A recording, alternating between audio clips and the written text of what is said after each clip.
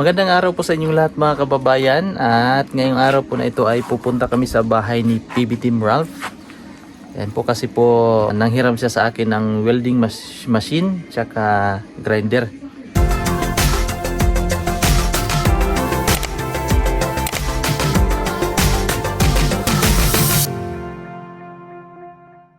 Ang oras po ngayon mga kababayan ay alas 10. Kasi sabi ko sa kanya na medyo maaga kong ihatid yung welding machine, kaso may trabaho pa kami.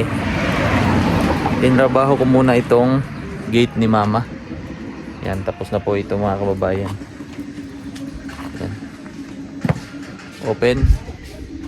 Open close, bali dalawang hati po ito.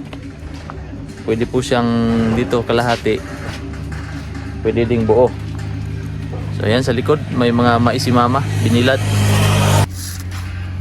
Ang ganitong mais po mga kababayan ay pwede pong ipagiling, gawing bigas.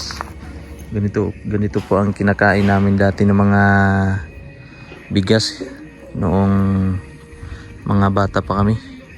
Kasi mahal po dati ang bigas na humay. Ano yung bigas na humay sa Tagalog? Bigas na, basta bigas na yung palay. Yan, kaya ganyan po ang pinapagiling namin ginagawang bigas. So po, at nandito na po kami ngayon sa bahay nila PB Team Ralph. At yung mga bata, si BB Ace tsaka si Ella, ang anak ni Junjun, ay tulog.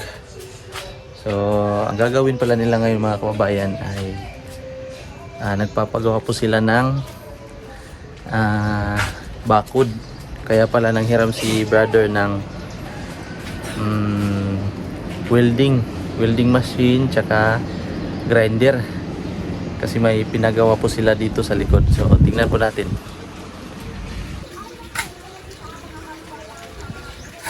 Yan po mga kababayan, si Kuya. Shoutout ya, shoutout. Wash out. Ang kapatid po ni Judy ay asawan Kuya Lando. So napakainit po ng panahon ngayon. Yan sila. Yan po ginagawa nilang bakod para mabakuran na at malagyan ng mga siguro gagawing parking area. So puntahan natin. Puntin natin doon. Nandito pala ang motor ni Kuya Eli.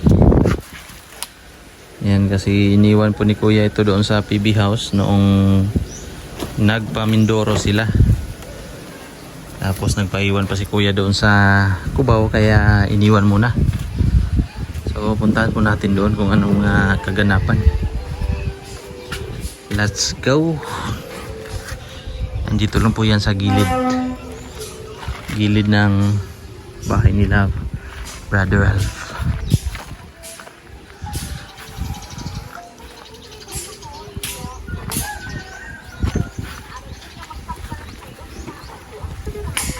Way init ya? Way init? Grabe ka init. Grabe init eh. Gwapo ning na trapal ya.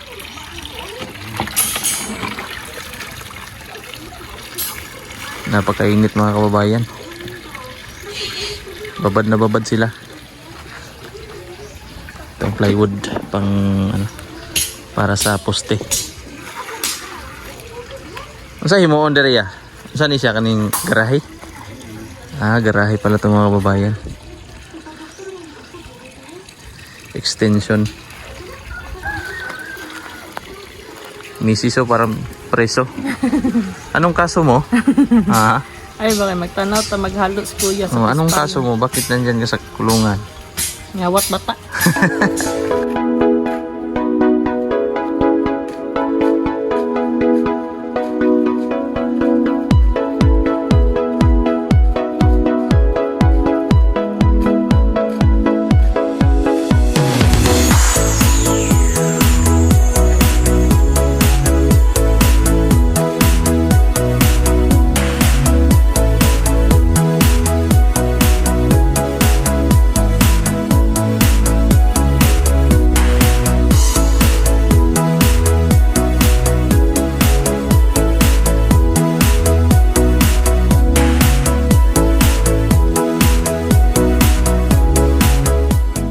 Uuwi po muna kami mga kababayan kasi may dadaanan pa po kaming mga bibilhin ng mga grocery. Kaya kaunti lang po na grocery. Para po sa birthday ni Kikang, paunti-unti lang namin bilhin. Para pagdating ng araw na birthday na ni Kikang, kaunti na lang ang aming i-grocery. So ayan. Let's go na.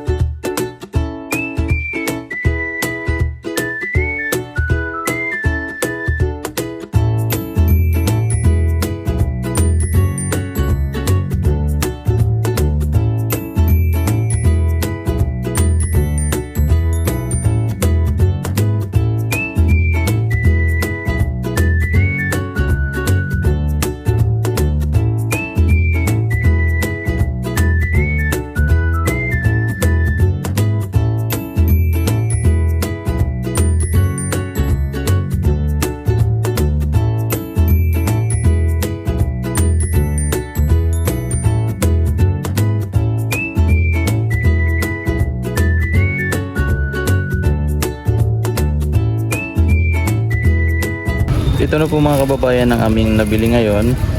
Panghalo lang po ito sa macaroni. Ito lahat. Pang macaroni po ito. So ito lang po, muna ang bibili namin ngayon. Sa susunod naman yung iba. So pauwi na po kami. Si Mrs.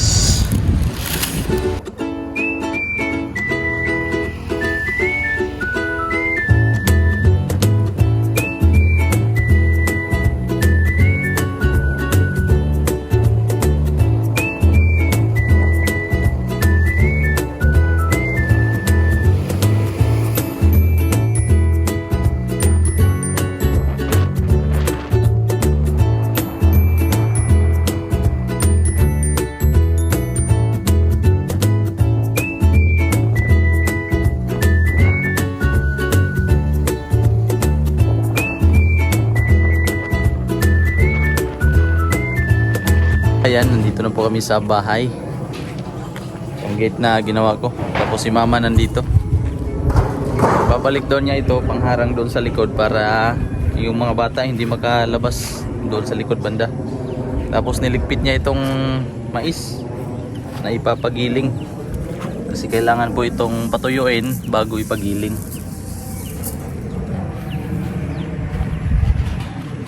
Napakainit kanina sigurado. 2 araw tuyo na to. Ito yung gate, nilagyan ni mama ng yero para hindi daw disturbo ang mga manok. Kasi yung mga manok mga kababayan doon na sa loob, hindi na sila lumalabas kasi may ano na, may screen na dito. Tapos may gate na. So doon na lang sila sa loob. Para hindi makalabas, nilagyan lang ni mama ng temporary na harang. Sama namang Ausik. Si Mrs. naman po dito ay busy para sa ano naman to, loot bags pala para sa mga bata, no? Ilang bata ang mabigyan? 13 bata.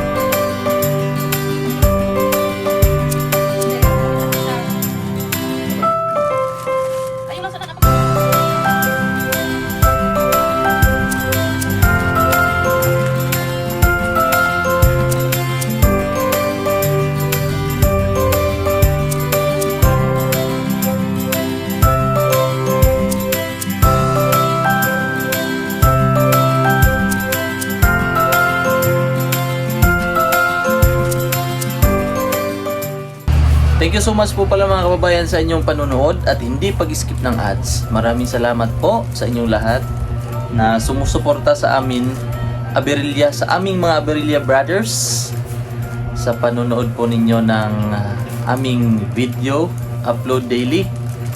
At isang vlog na naman ang natapos ngayong araw na ito mga kababayan. Maraming salamat po palagi, lalong-lalo na po kay Tita Redemption Siddiqui at kay Ate Evangeline Villamor. Thank you so much po sa inyo, sa inyong pagbigay ng blessings, pag-share po ng inyong blessings. At hanggang dito na lang po muna ang ating vlog. Ingat po kayo palagi. God bless po sa inyo lahat.